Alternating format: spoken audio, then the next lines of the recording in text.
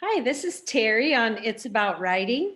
And today we have Eunice Cooper-Matchett that we're going to, I said it wrong again. Eunice Cooper-Matchett, who is our author that we're going to talk to today. Eunice, tell us something about you. I know we have been in critique groups over the years together for a long time, and you've been working on this for a long time. So how's it going? What's going on with you and writing? Well, I have two books on the market right now.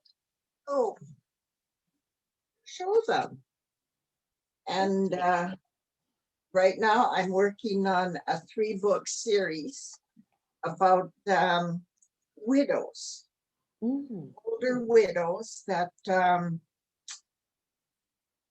well, when you become a widow, you become a fifth wheel.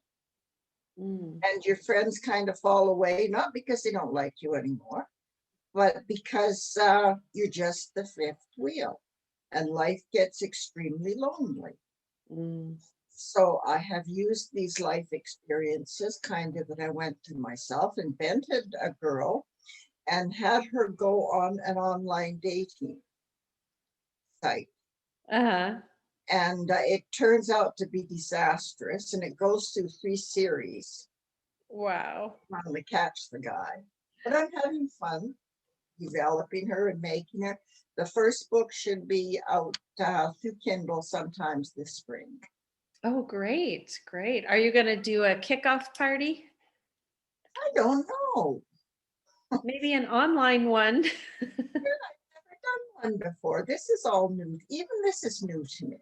Oh, well, it's kind of new to me too still. There you go. Interviewing. We'll be new and blunder our way through together.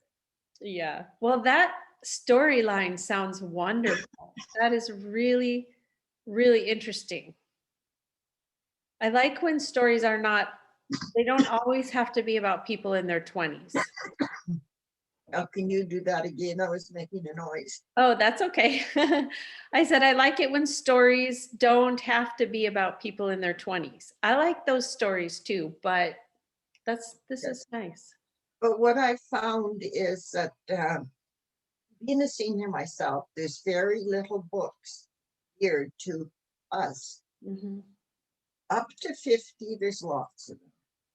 After 50, there's very few. And I like to read about people my age. Yeah. More than I like to read about a 20-year-old. I've been there, done that, time to move on. Right, right. And I like to, even if it's fiction, see how people cope with difficulties they encounter, during their age time. Yeah, I think that's a wonderful idea. Well, I'm looking forward to that. Tell us a little bit about your other two that are already out. Beyond the Purple Sky is a biblical novel. It takes place during the Babylonian captivity. Ooh. And it follows Zerubbabel from being a small boy, 12-year-old boy it begins, and how he led the Israelites out of Babylon into Jerusalem, the difficulties they had laying the temple and building the temple, and yes, that's the run of it. Wow. I like biblical fiction too. Yes, lots of research there. I bet. Because there just isn't much written in history of that time frame. Right. So I really had to scrape bottom trying to get that one together. Good. And I wrote it really before internet was available like it is now. So the content of it came from local libraries.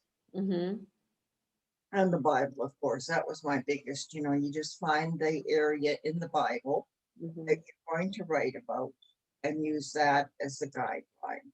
At the beginning, the end, well, something's got to happen in the middle, and you just kind of, follow it through. Yeah. And yeah. No, go ahead. Tell us about the other one.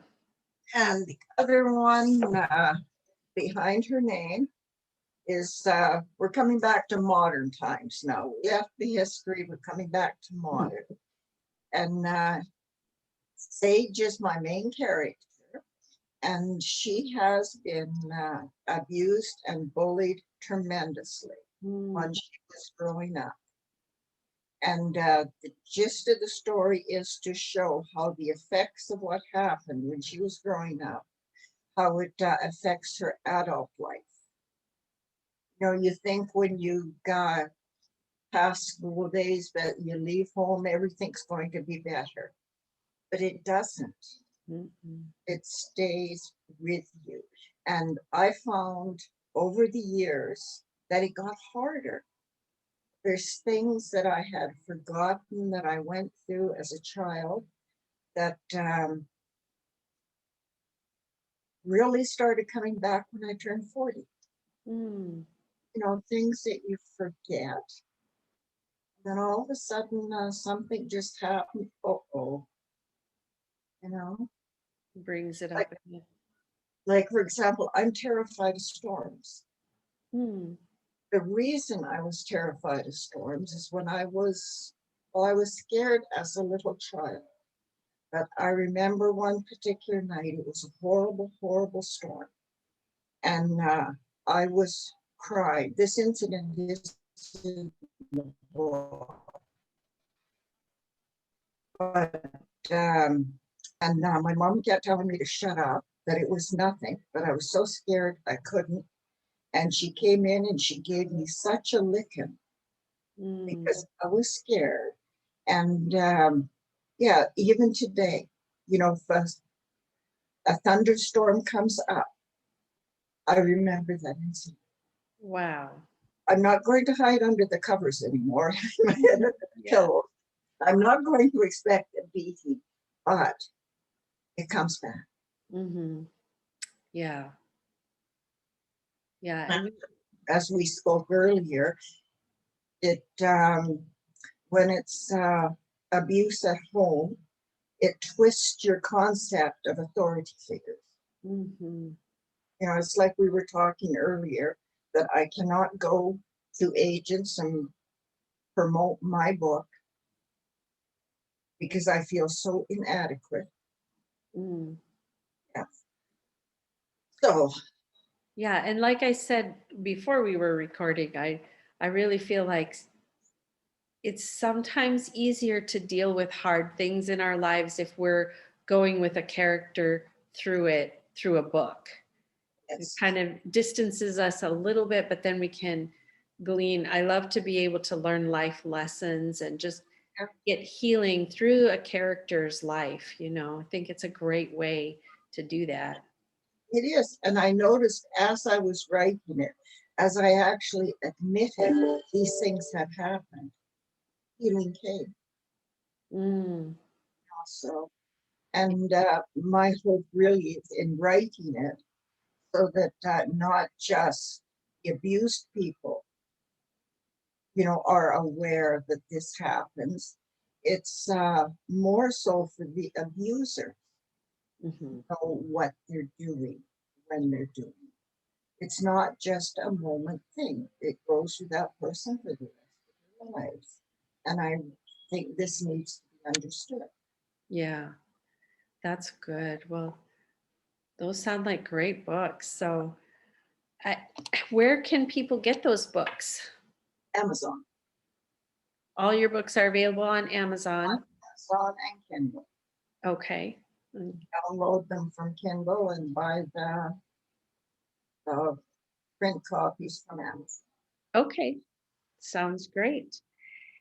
And let's see, we were talking a little bit before we were recording about publishing and how publishing has changed. And I mean, you said you don't want to go to an agent and everything like that, but there are a lot of reasons now why writers are choosing to self-publish. It used to be if you choose to self-publish, it was more because you weren't a very good writer, or at least that was our assumption. Yeah. But there are a lot of reasons now. And it could be a very good option. Can you just walk us through a little bit about how you go about that? Well, first of all, you got to have the manuscript that is polished, ready to go. and then go to Kindle Publishing, and you can download Kindle Create, copy and paste your book into it, and then follow the formatting guidelines and publish it. And then that's it? That's kind of, there's things, you know, like you have to fill out, and then you can design your cover right there too. Or you can get someone to design one for you and use that. Okay, so you have that option. Yes. Now, you said have your manuscript all ready to go. So how do you know it's ready to go if you don't have an editor and a publisher? Lord help me. Well, I know you and I have been in a critique group for a long time. I know you've been in critique groups. Is that how you made sure it was in good shape? Yeah, that's right. Yeah, well, they go through the critique group, and then I go through them again, and then I will get one other person to go through it to check the flow. Mm-hmm. You know, so. Okay. So you have to check it a little bit to make sure it's in good shape. Yes, it has to be polished. Yeah.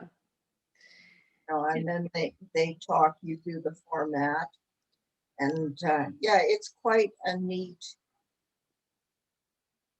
process. Well, that's But good. it's something you don't want to rush through. If it takes 3-4 days, let it take 3-4 days. Don't rush. Mm-hmm. Okay. And so what have you enjoyed about this kind of publishing? Getting my books. It's hair raising, really. You know, like it's on the surface, it's simple, but you can make so many mistakes. You know, and then the first one I went, I think I had it done that I thought was done 4 times before it was actually done. Mm. You know, so you have to be very careful through the publish. So did you send those in and then you realized they weren't done, and then can you pull it back? Yes, just take it back and redo it. Oh, that's good. And then you retain all the rights to it and everything. It's copyright, yes. And the agreement, they do have a page for your copyrights within the book. Okay. Then what if you wanted to take that book and publish it with a traditional publisher? If you It's change, your book. you can't do that. No, it's your book. You Oh, have you could. all the rights. Okay, so that's good. Have you found it pretty easy to market? Yes, I've sold quite a few copies, but you know, I have my own outlets, but the COVID lockdown hasn't helped. Mm-mm. You know, like I have we're supposed to have book signings with different libraries, which can't happen, and you know, Right. things out of our control are happening. So we'll just let them be, and we'll do them all at once. Yeah. Yeah. Yes. Hopefully I have another one by the time we can do these book signings. Yeah, that'd be great. And you said something is the first book of this new series is coming out in the spring. Yes. Great. And what's the title of that? Doubt in Eden. Ede? Eden. Oh, You know, Doubt in Eden. like the Okay. Garden of Eden.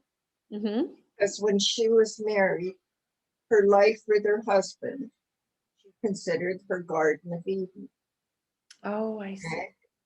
Yeah, so you know, she does get the lonesomeness or what have you, but she met this other guy that there's, you know, possibly she's going to get a second chance of love, second chance of happiness. And he turns out to be a scoundrel. So that's where the doubt comes. Okay. Okay. So, well, we will look forward to that. Is there anything else you would like to say? Also, be sure and send me all your links and I'll attach it to this video. website, whatever you would like to link to it. Maybe Amazon page too. Do that. Okay, and so do you have anything else you'd like to say to writers? Keep at it. Some days you don't feel like doing it, but just sit down and push out half a dozen words if that's all you can do. But just keep Yeah, very good advice. and find a critique group, find a support group. Mm-hmm. Yeah, good advice. Well, thank you so much for being with us on It's About Writing. Thank you for having me. Sure.